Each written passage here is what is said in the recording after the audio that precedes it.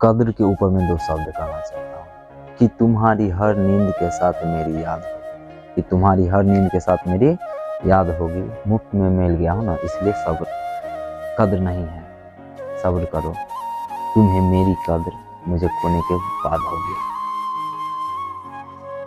तो आप सभी का स्वागत है आपके अपने YouTube चैनल अभिषेक एजुकेशन ऑनलाइन क्लास में। और मैं हूँ, कौन हूँ पता है आपको, और हम क्या आने वाला हूँ ये भी आपको पता हो कि हम आज जो पढ़ने वाले हैं गंगा नदी पर अनुच्छेद, यानी कि संस्कृत में यहाँ से लगभग आपको प्रत्येक साल ये क्वेश्चन मोस्ट भी है। जितने भी आप कोचिंग संस्थान या जहाँ भी पढ़ते होइएगा तो ये इस क्वेश्चन को प्रत्येक बार बताया जाता है कि ये बाबू भी आया, मोस्ट भी आया है, क्योंकि ये क्वेश्चन लगभग प्रत्येक साल आता है। इसलिए इस क्वेश्चन को क्या करना है कि आप लोग को नोट कर लेना है और याद भी कर लेना है, ठीक है।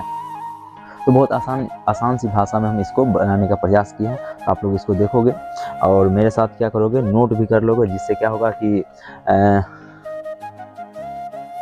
क्या होगा,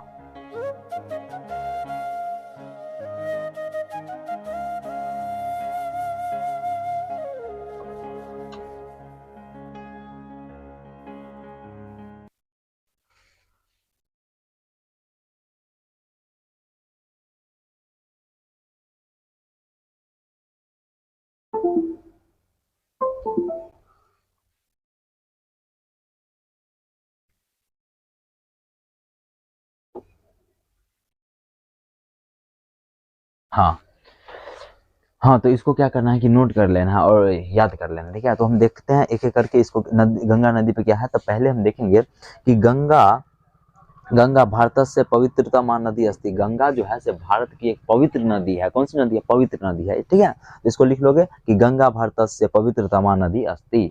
उसके बाद दूसरे लाइन में देखो कि गंगा भारतस्य एक महानदी अस्ति। गंगा जो है से भारत की एक महान नदी है, जिसको हम कह सकते हैं बहुत बड़ी नदी है, ये भी कह सकते हैं। उसके बाद अगर तीसरा लाइन में हम देखते हैं तो गंगा नदी हिमालयात निसरति, यानी कि गंगा नदी जो है से हिमालय से होकर के निकलती है, हिमालय से निकलती है, ऐसा आप कह सकते हो।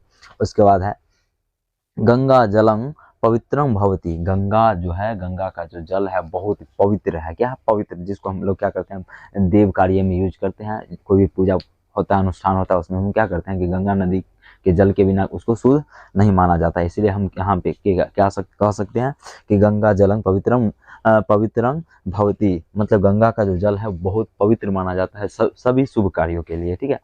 अशुभ भी कार्य के लिए भी माना जाता है, ठीक है। ओके जी। उसके बाद गंगा हिमालयात प्रवहती, बोलबे की है कि गंगा जो है से हिमालय से निकलती है, प्रवहती है, बहती है, हम ये कह सकते हैं। उसके बाद गंगा एक देव नदी अस्ति। गंगा जो है से देव नदी है, ठीक है। गंगा नदी कौन सी नदी है? गंगा नदी जो है से एक देव नदी है, ठीक है। अब इसको आप लोग लिख लिए होइएगा, हमको लगता है।